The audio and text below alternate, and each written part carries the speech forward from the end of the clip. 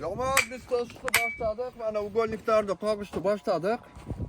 Mana 2 metrdan kesilgan ugonliklarimiz. Mana qarmasi yaxshi. Hozir bu yog'idan bittadan ingichka armaturani vart etamiz. Mana shogird bolda xizmatda. Mana uvalda deyli qoqotamiz. Evet.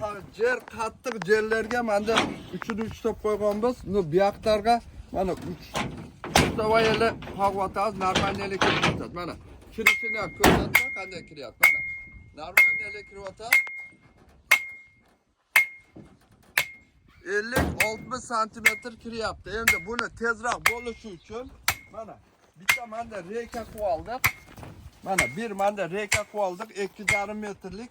Manda qo'yamiz mana orasiga 1,5 metrli reyka qilamiz. Ali berganda men reykani. Mana manda bitta reyka qilamiz. Mana stolbani qoqayotganda sho'g'a qo'shib mana uraveradi, mana qoqilaveradi. Oz-moz rasho topib qo'ydik. Mana 5-6 santimetr kiyib qoqib qo'yganlar. Shu mana shunday qilsa o'ta o'ng'ay bo'ladi. Plus porter kira turgan bo'lsa, porterni rosti ham yaxshi, bar jo'qni sho'g'a juktab olib porterni ustidan ele qoqsa o'tacak. Mana nechta qoziq qoqib berdik mana bir 3 soat 4 soatning ichida. Shu sog' bo'ylar, omon bo'ylar. Like'dan bosasiz, patib ketmaganlar patsatsiya etib qo'yamiz. Allah razı olsun.